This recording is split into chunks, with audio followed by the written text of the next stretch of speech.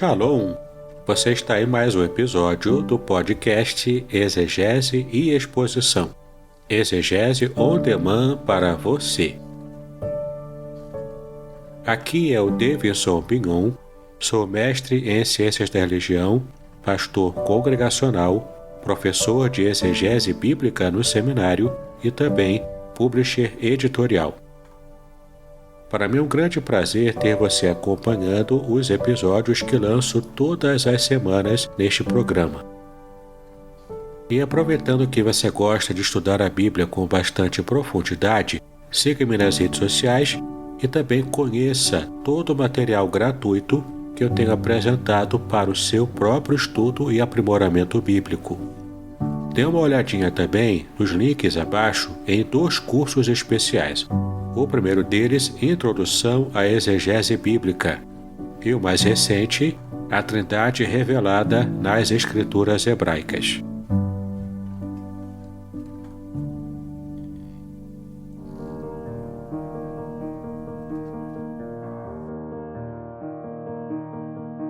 No episódio de hoje, nós teremos uma participação muito especial dos meus alunos do Seminário Teológico Congregacional de Niterói, que estarão trazendo as suas respostas e aconselhamentos a 3 estudos de caso que eu apresentei a eles, como parte de sua aprovação na disciplina Aconselhamento Cristão. A ideia, portanto, é que eu esteja lendo aqui os 3 casos e, logo após a leitura dos casos, os alunos estarão respondendo de acordo com a proposta feita a eles. Então, preste atenção em cada caso que será lido aqui. Mas antes, eu quero convidar você a estar me seguindo nas redes sociais, Facebook, Telegram. Tem bastante material lá que você pode aproveitar bem. Especialmente, eu quero convidar você a conhecer o meu canal do YouTube, além, é claro, de assinar aqui o nosso feed do podcast Exegese e Exposição em seu agregador de podcast favorito. Todos os links estão disponíveis na descrição deste episódio. E talvez você também se interesse por 2 cursos especiais.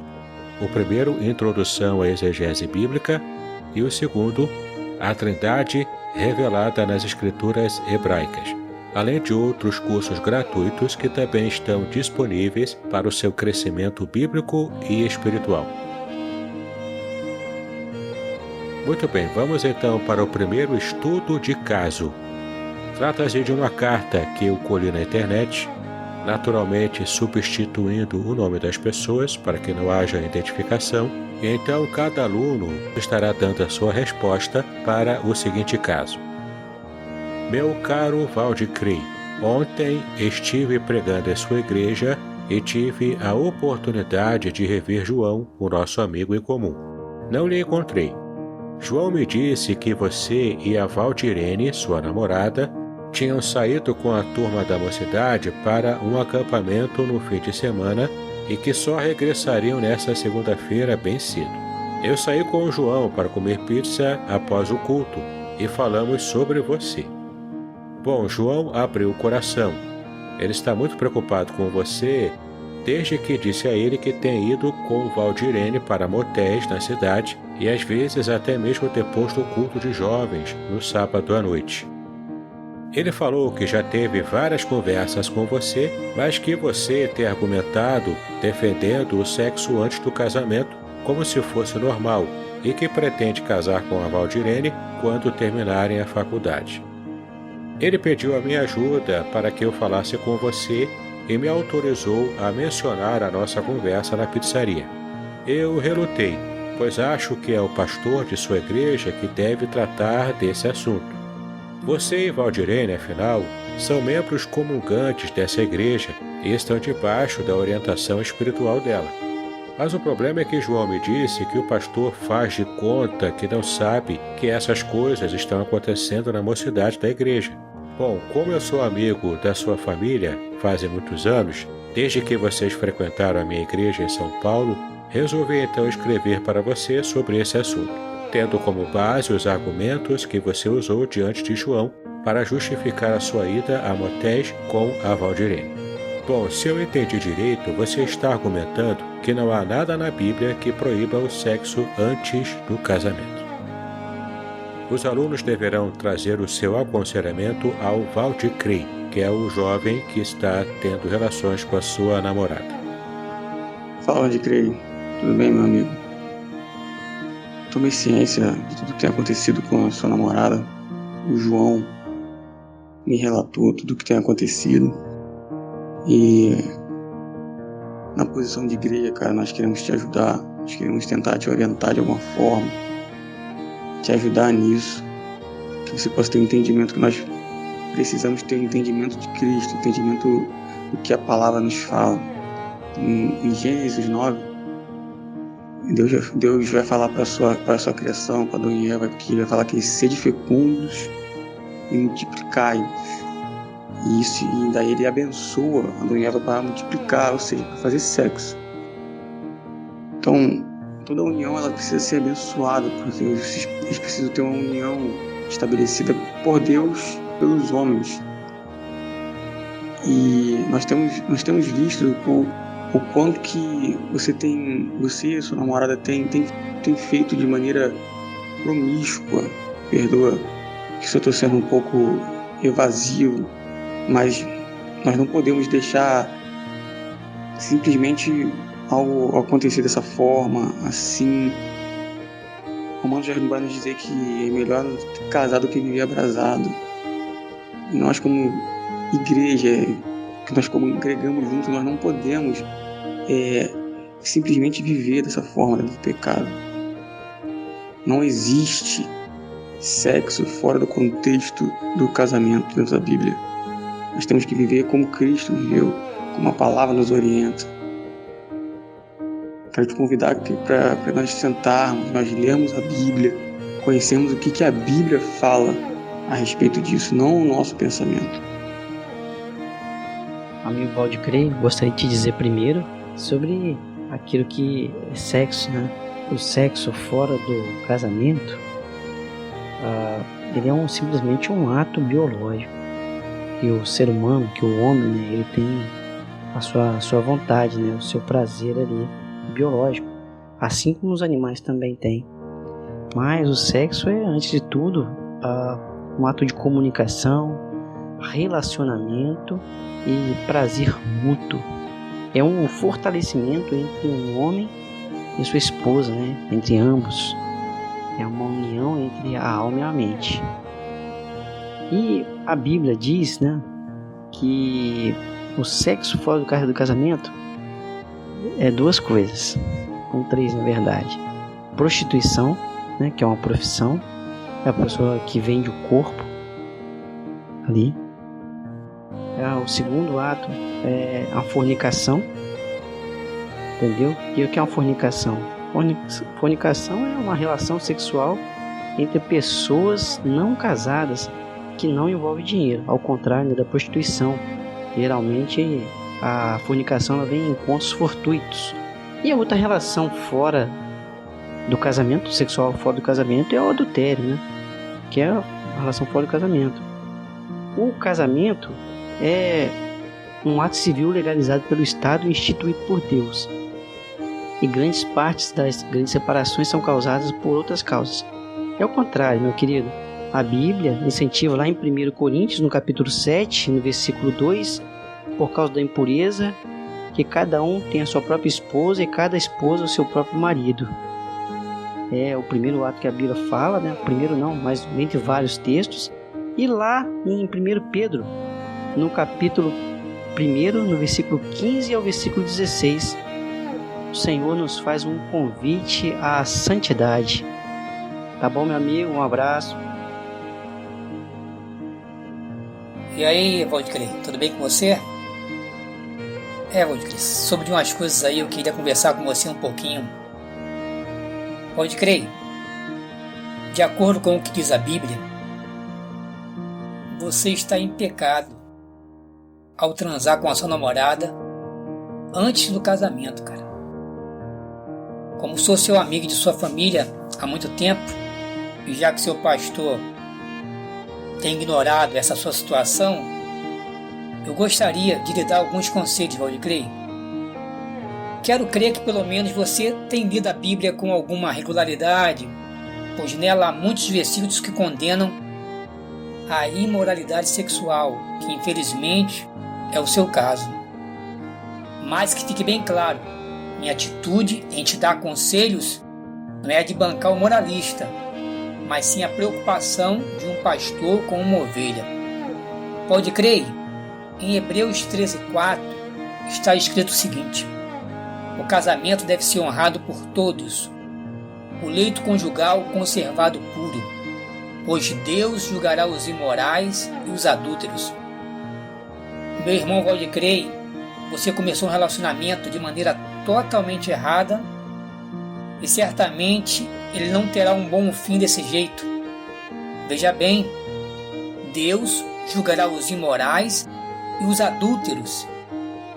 Meu irmão, eu me disponho a orar junto com você, para que o Senhor perdoe você e te dê forças diante dessa situação. Você deve se arrepender e, a partir de hoje, não mais ter relações sexuais com a sua namorada. Você ouviu bem o que eu disse? Sua namorada. Se você a ama, você vai respeitá-la e somente tocar nela depois de casar. Espero que você aceite o meu conselho e que Deus nos abençoe. Meu querido Valdicrei, estou entrando em contato pelas notícias que recebi do nosso amigo comum João, de que você mantém relações sexuais com a sua namorada e afirma que isso não é pecado, que você, como um homem cristão, e ela, como uma mulher cristã, podem fazer sexo mesmo não sendo casado, que isso não seria pecado. Então, como você sabe, isso biblicamente se pontua como pecado de fornicação. E se você falar que talvez namoro não existe na Bíblia, então é difícil você colocar algum tipo de teologia do namoro nos dias de hoje, então eu até compreendo, mesmo discordando de você. Mas contudo, eu gostaria de você fizesse você pensar o que seria sexo e casamento teologicamente e biblicamente. Quando Deus institui o sexo e o casamento em Gênesis, Ele está colocando como uma coisa só. Sexo e casamento perante Deus é indissolúvel, é uma coisa só.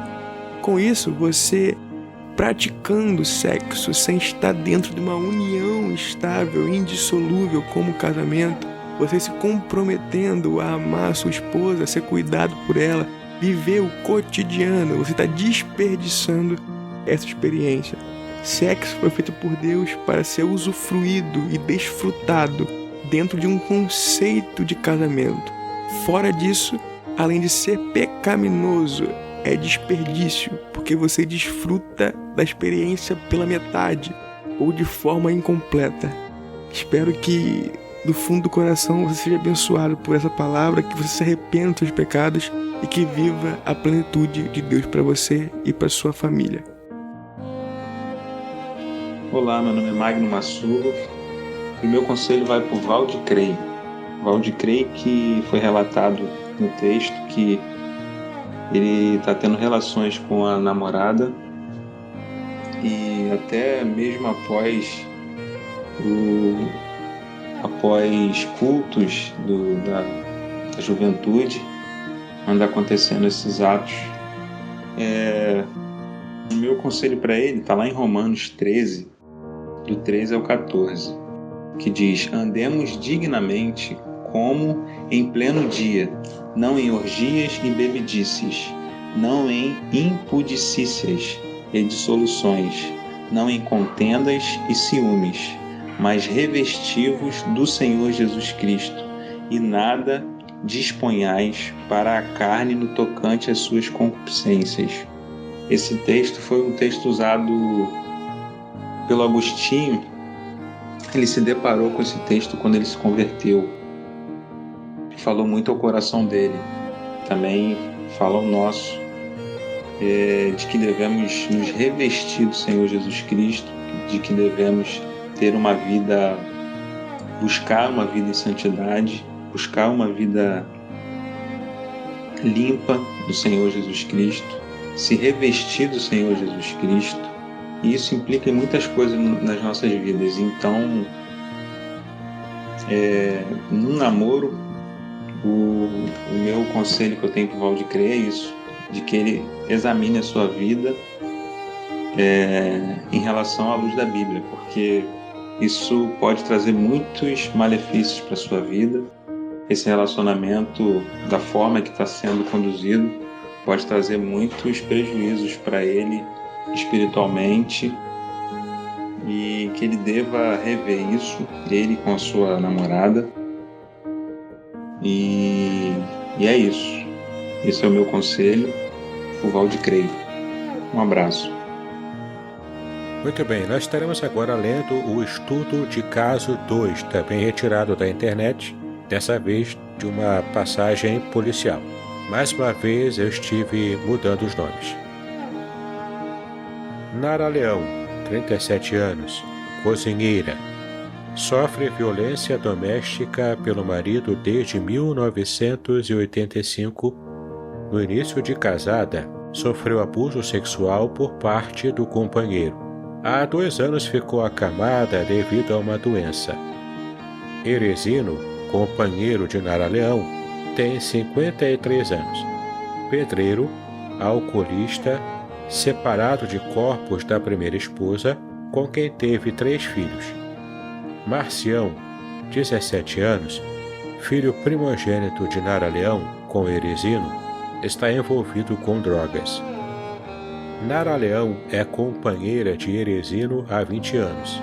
Tem 4 filhos desta relação e 2 enteados, filhos do primeiro casamento do companheiro, todos morando no mesmo terreno, ou seja, Nara Leão, Eresino e 3 filhos menores numa casa, Marcião, filho primogênito do casal, em um quarto independente, o enteado solteiro em outra casa e a enteada, que é casada sem filhos, em uma outra casa ainda. Todas as casas foram construídas pelo pai de Eresino, que exerce profissão de pedreiro autônomo. Nara Leão, muito fragilizada por ter sido agredida fisicamente pelo marido, queixou-se de dores pelo corpo. Apresentava lábios e face direita do rosto, mais precisamente a bochecha, inchados, além de emocionalmente demonstrar um cansaço e abalo, chorando e soluçando copiosamente, dizendo: "O Eresino se alcooliza e não consegue se manter equilibrado e me agride." No decorrer do encontro, verbaliza suas angústias e, após relatar os seus dados de identificação, conforme o procedimento, relata alguns episódios envolvidos de muitos sofrimentos de sua relação de 20 anos com Eresino. Nara Leão relata que Eresino não apresentava comportamentos agressivos há 2 anos, quando providenciou a ocorrência na delegacia de polícia devido à agressão do companheiro. Nessa época, informou-lhe que não aceitaria mais tal situação. 2 anos atrás, registrara a ocorrência na delegacia de polícia, retirando a queixa em seguida devido ao companheiro prometer seguir Jesus, realizando tal promessa. Nessa época, comenta que ficou imobilizada durante 1 ano devido à sua doença, ainda que tenha se tratado. Agora está andando, sente apenas dores nas costas quando fica nervosa. Deixou o companheiro viajando para a casa do irmão no Rio de Janeiro, levando os filhos, porém voltou porque o irmão e sua família têm situação financeira difícil e ela não achou correto levar mais problemas para uma família em dificuldades.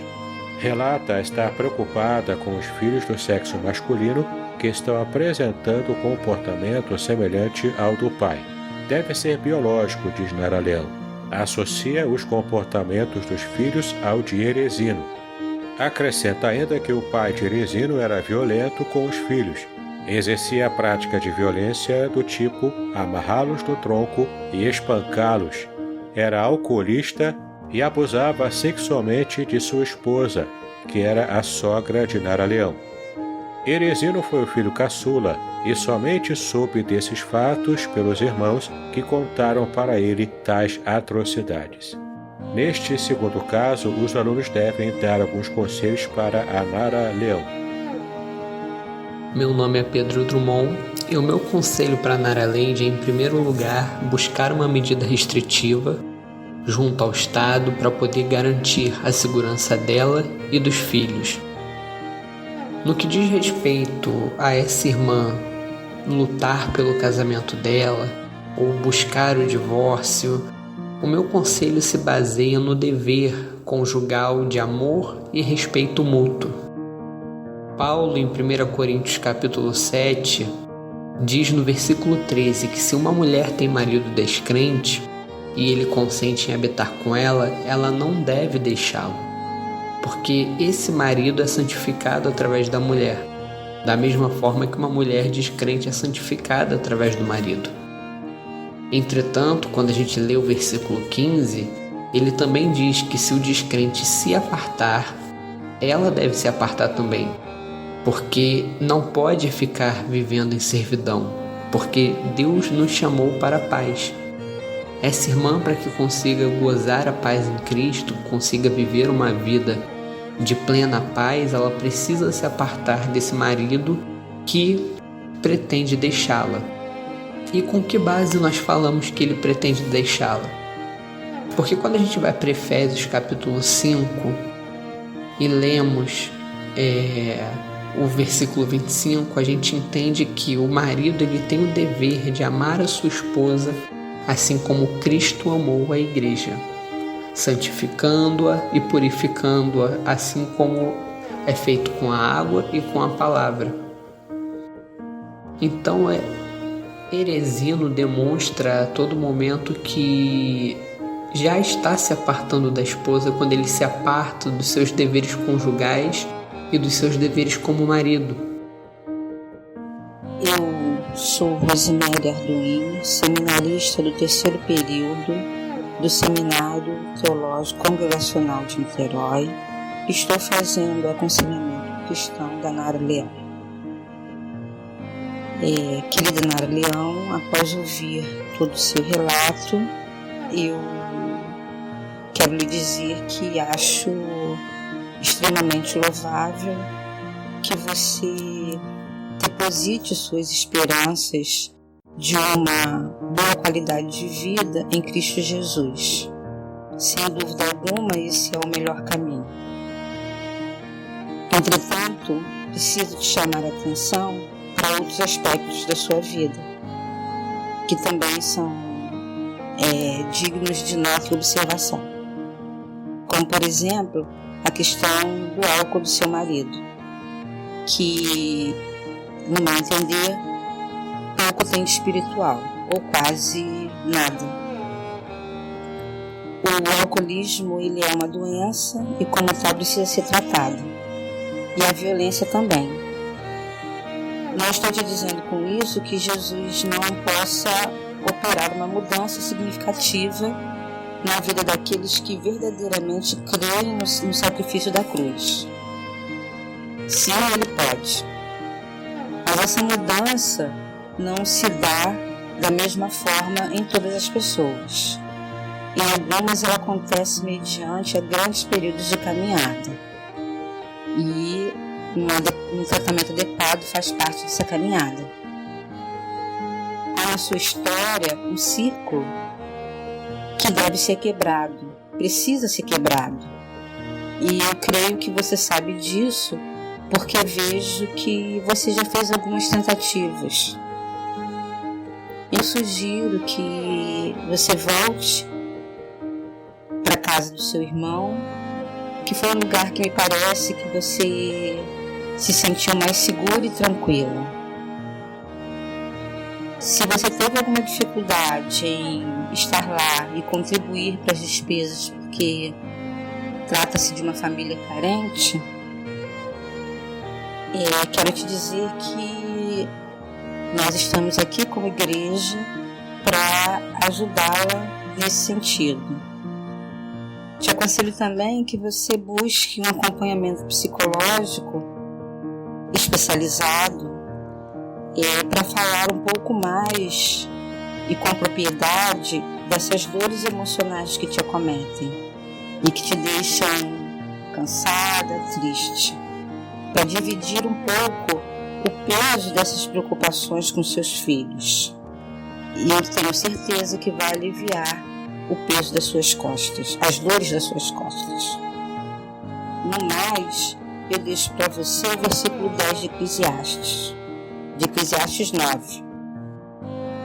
Tudo quanto vier à mão para fazer, faze-o conforme as tuas forças. Então fique certa de que você pode contar com o Senhor e conosco para vencer essa batalha.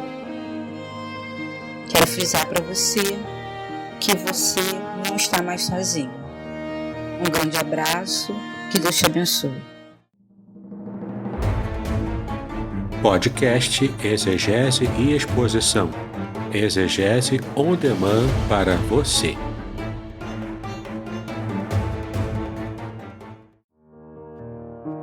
Olá, eu sou Luiz Henrique e meu conselho para Nara Leão é que a mesma deve denunciar imediatamente o seu marido Eresino às autoridades policiais por todas as agressões físicas e morais que a mesma vem sendo submetida há décadas por ele.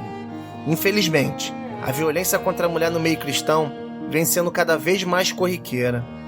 Entretanto, tal fato não pode fazer com que Nara Leão se omita por medo ou por vergonha da comunidade cristã em que vive, e muito menos deixar de realizar essa denúncia legal pelo fato de que alguns líderes religiosos ou amigos sem conhecimento de causa dizerem para ela que ela deve ser submissa ao seu marido e não deve denunciá-lo, sob a má interpretação do que está exposto no livro de Efésios, capítulo 5, versículo 22. Ocorre que, ao denunciar o seu marido pelas agressões a que vem sendo submetida, Nara Leão poderá acessar todos os estragos emocionais e os traumas psicológicos, não apenas na sua vida, mas principalmente na vida dos seus filhos, como é o caso do seu primogênito Marcião, que provavelmente se envolveu com drogas em virtude de todas essas violências que presenciou desde quando era pequeno. Nara Leão precisa entender que onde Cristo verdadeiramente habita, não há lugar para a violência, motivo pelo qual ela e muito menos os seus filhos são merecedores de tamanha violência, uma vez que os mesmos podem vir se tornar potenciais agressores por acharem que era normal homem bater em mulher. Logo, ela precisa entender que homens que cometem tais atos aborrecem ao Senhor e, consequentemente, não podem continuar impunes. Registra que nem mesmo um possível questionamento de que Deus abomina o divórcio pode ser utilizado nesse caso de agressão, porque o próprio apóstolo Paulo declara em Efésios 5:25 que os maridos devem amar as mulheres, assim como Cristo amou a sua igreja e se entregou por ela. Portanto, quando o homem não teme e não segue o que está na Escritura, ele não é um crente, ele é um descrente. E a partir do momento que esse homem agride a sua esposa, ele fere toda a sua família e demonstra que já abandonou o seu lar há muito tempo.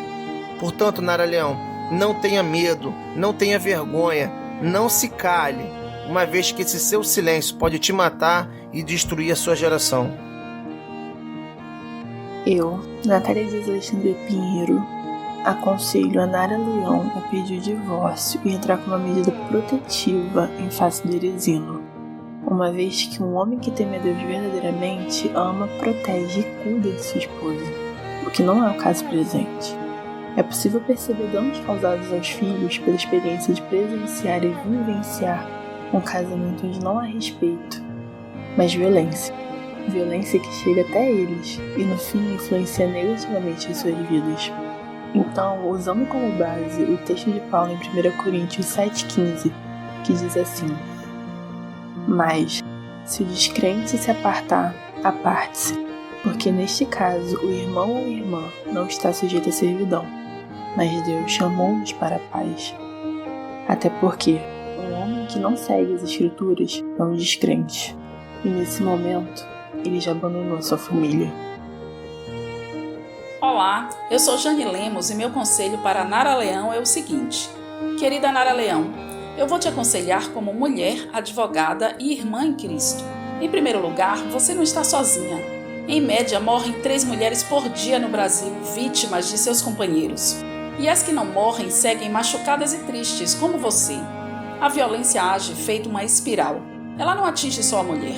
Todas as relações familiares são arrastadas. É o que você está experimentando, vendo seu filho mais velho envolvido com drogas e se comportando parecido com o pai. Então, o mais importante agora é romper com essa espiral, que tem destruído sua alegria de viver, sua dignidade e sua família.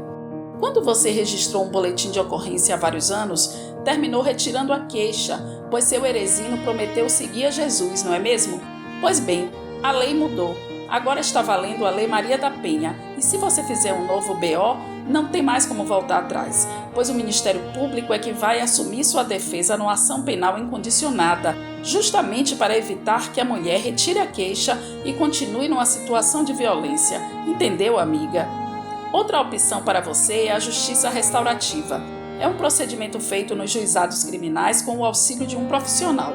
Ele vai buscar firmar um acordo de não violência entre o casal, abordando as causas das agressões e os danos emocionais e físicos.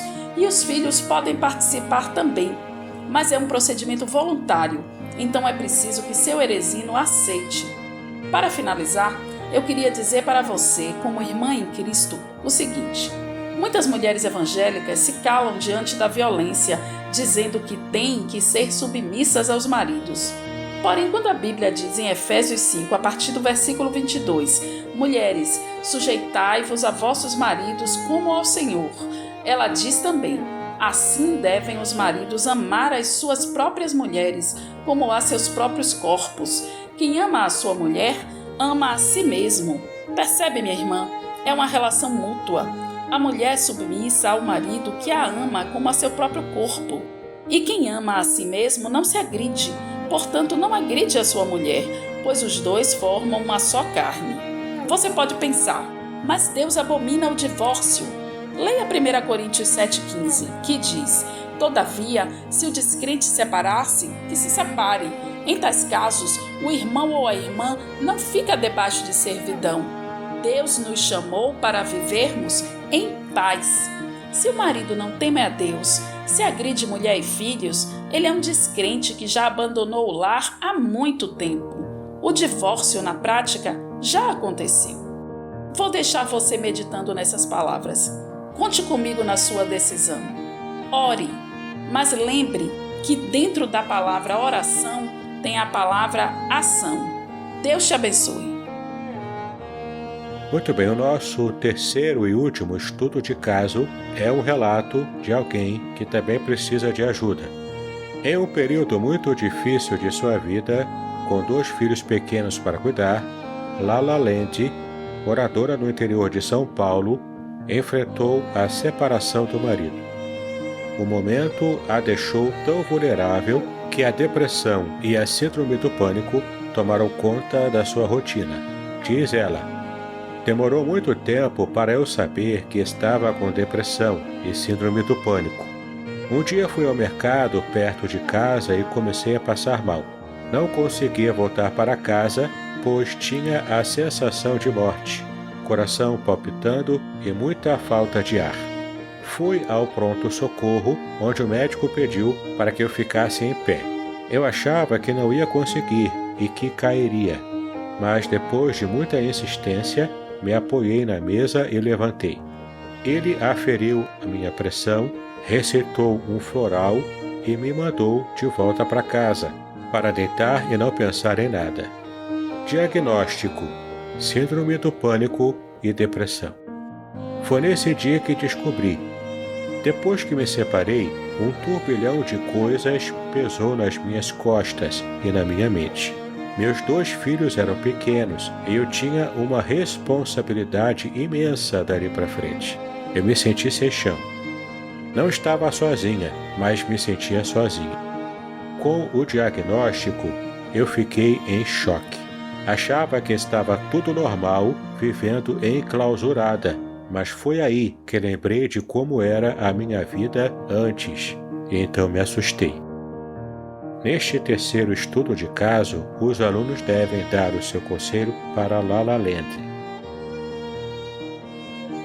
Bom dia, dona Lala Land. Em primeiro lugar, eu espero que a senhora esteja bem, esteja se tratando, né? A senhora recebeu um diagnóstico muito sério, infelizmente muito comum em nossos dias, até mesmo no seio da igreja. como a senhora viu, esses problemas podem gerar sintomas físicos muito sérios, desagradáveis, né? E até mesmo outros que são mais sérios, que é melhor a gente não citar agora no momento. Junto com o seu tratamento psicológico, dona Lalalande, nós, se a senhora se permitir, gostaríamos de acompanhá-la, caminhar com a senhora neste momento. E como pastor e como uma irmã que tem muito conhecimento, experiência em aconselhamento e muita experiência de vida, de vivência cristã, estaremos aqui para ouvi-la, né? Para aconselhá-la, para acompanhá-la e caminhar nesse momento com a senhora. Para a gente começar a conversa, o meu primeiro conselho é: a senhora nunca estará sozinha, né? Nós estamos aqui para te ouvir, mas Cristo sempre está conosco, né? O meu segundo conselho é que Deus, que é o nosso provedor, Ele nos ensinou a orar pelo pão de cada dia. Não ficar ansioso, né? Ansiosos com o pão da semana que vem, de amanhã, o que vai acontecer.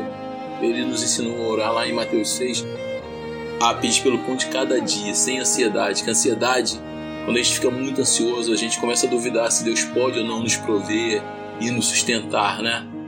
E o meu terceiro conselho é o seguinte: o seu marido não é o que te sustenta. Eu digo sustenta no sentido de ser a base para a senhora, né? O seu porto seguro, a sua salvação. Cristo te sustenta. A nossa posição é em Cristo, em primeiro lugar. Né? É lógico que a gente vai orar pelo seu casamento. O casamento ele não foi feito para ser desfeito, né? Vamos orar junto para que a senhora restabeleça o seu lar, restabeleça a sua família. Porém, o primeiro relacionamento que nós vemos que tem que ser refeito aí, para curar toda ansiedade, todo desânimo, todo pânico, né, toda depressão, é o relacionamento com Cristo. Esse relacionamento é o que tem que ser refeito. No nome de Jesus, a gente vai andar junto e caminhar junto nesse momento. Olá, eu sou o seminarista Jean. O meu conselho para a senhora Lalande, primeiramente, está em Salmos 42, verso 11, onde a palavra de Deus diz o seguinte: por que estás abatida, ó minha alma? E por que te perturbas dentro de mim? Espera em Deus, pois ainda o louvarei, o qual é a salvação para a minha face e o meu Deus. Primeiramente, o conselho que dou para essa senhora é que confie em Deus, pois em tempos de desespero, de tristeza, de depressão, a convicção de que Deus está vivo, que está no controle de todas as coisas, te proporcionará esperança e encorajamento. E mesmo que tenhamos ter sentimentos de desânimo, desespero, saber que Deus está no comando de tudo e que Ele não desampara os seus, é um estímulo para que esta senhora se levante e tenha ânimo para prosseguir adiante. Outro fator importante é que ela esteja atenta às situações que podem provocar o desespero, a fim de causar a tristeza, a depressão. E nesse momento é bom que ela sempre esteja confrontando também os seus pensamentos, aquilo que traz a mágoa, que traz o sentimento que provoca a depressão. Pois Deus está com ela, está lhe ajudando, e assim ela deve confiar em Deus e procurar se afastar dos momentos que causam a depressão, até mesmo se confrontando através de uma autoconversa, mudando seus pensamentos e buscando melhorar e prosseguir acreditando no Senhor. Bom dia, meu nome é Oswaldino Rodrigues Alves Filho, eu sou seminarista do Seminário Teológico Congregacional em Niterói e quero aconselhar a nossa irmã Lalalende. Irmã, eu quero começar dizendo que há sempre uma esperança ao amanhecer. A palavra de Deus nos diz que um choro pode durar uma noite, mas a alegria vem pela manhã. E nesta manhã eu quero falar a você que você possa ter esperança, que você possa aguardar no Senhor, que você possa confiar no Senhor, entregar os seus problemas ao Senhor. No Salmo 125 diz que os que confiam no Senhor são como os montes de Sião, que não se abalam, mas permanecem para sempre. Que você possa confiar no Senhor todo momento, todo instante, e que o Senhor vai te libertar, que o Senhor vai te dar a vitória. Jesus disse em João 16:33 que no mundo teremos aflições. E realmente nós temos as nossas aflições, mas Ele disse para termos bom ânimo, porque Ele venceu o mundo e Ele está conosco. Então, creia no Senhor Jesus Cristo. Amém, minha irmã? Eu sou o seminarista Marco Inácio da Costa e apresento o seguinte conselho para a irmã Lalalande. Prezada irmã, sabendo das dificuldades que a senhora vem passando e baseado no seu depoimento, eu quero lhe dizer que nunca estamos sozinhos. A palavra de Deus no verso 1 do Salmo 46 diz assim: Deus é o nosso refúgio e fortaleza, socorro bem presente nas tribulações. A irmã deve se refugiar no Senhor, sabendo que Deus é a nossa fortaleza e tem controle sobre todas as coisas. Certamente Ele abençoará a senhora, caso a irmã deposite toda a sua confiança nele. Em Salmos 37, versos 4 e 5, também encontramos uma palavra de conforto que nos diz assim: agrada-te do Senhor e Ele satisfará os desejos do teu coração. Entrega o teu caminho ao Senhor, confia nele e o mais Ele fará. Nesse momento de dificuldade, é muito importante buscar e confiar no Senhor. Deposite toda a sua confiança no Senhor. Não busque outro caminho, senão o caminho que leva ao Senhor. A irmã tem 2 filhos que precisam da senhora e é preciso seguir em frente. Como bem disse a senhora, após viver enclausurada, foi que se lembrou de como vivia anteriormente e se assustou. Graças a Deus por isso, pois a ação do Espírito Santo fez com que a irmã despertasse e entendesse que é necessário prosseguir.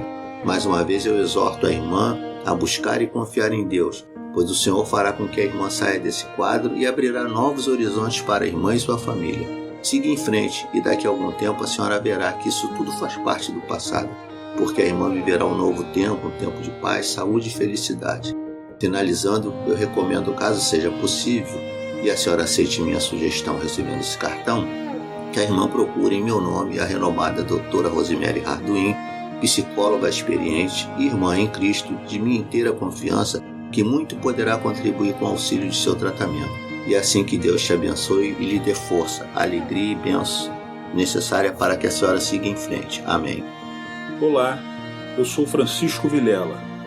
Meu conselho para Lala Land é buscar a ajuda de um psicólogo, a fim de fazer o acolhimento e descobrir qual o melhor tratamento a ser empregado no caso dela. Este especialista verificará a necessidade do apoio de um médico psiquiatra também. Muitas vezes, tanto a depressão quanto a síndrome do pânico podem ser de origem química fisiológica. Por este motivo, o psiquiatra analisará a necessidade do uso ou não de fármacos. Concomitante ao trabalho destes profissionais, é necessário o acolhimento e o apoio espiritual, através do apoio dos irmãos em Cristo, do pastor líder da igreja, ou seja, de todos que fazem parte do corpo de Cristo, estando de braços abertos a ela e a seus filhos, integrando-os à comunidade através das orações, dos louvores, intercessões, da pregação e estudo da palavra, dizendo para ela e sua família que Deus os ama muito e que o Senhor sempre estará perto dela e ao lado dela. Ela e a sua família não estão sozinhos, que todos da congregação estarão muito felizes em recebê-los e estar com eles, e que estaremos sempre à disposição para ajudá-la e apoiá-la, acolhendo-a em tudo o que for necessário. Querida Lala Land, antes de mais nada, é preciso que você saiba que a síndrome do pânico e a depressão são doenças sérias, mas foi a forma que o seu cérebro achou para lhe dizer que estava sob muita pressão e que não aguentava mais E se ele não agisse assim, você enlouqueceria de uma vez por todas. É muito triste passar pelo que você está passando, mas tenha certeza que você não está sozinho. Nosso Senhor e Salvador Jesus Cristo se preocupa com cada um de nós individualmente. Ele se preocupa com a nossa saúde física, mental e espiritual. Jesus, com todo o seu poder e autoridade, usa pessoas capacitadas para te ajudar a aliviar suas dores e ansiedades. Só Ele pode te curar e te dar uma nova vida, sem temores, sem pânico e com um coração cheio de alegria.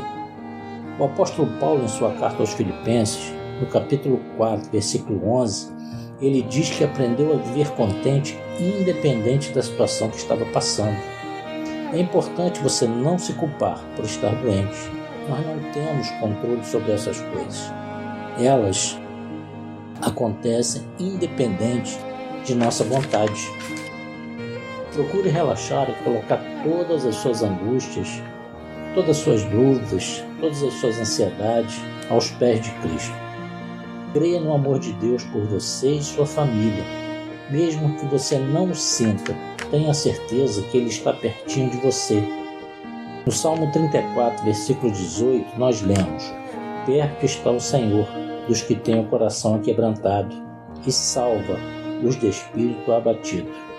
Confie que Deus colocará médicos competentes e tementes a Ele para te ajudar através de medicamentos.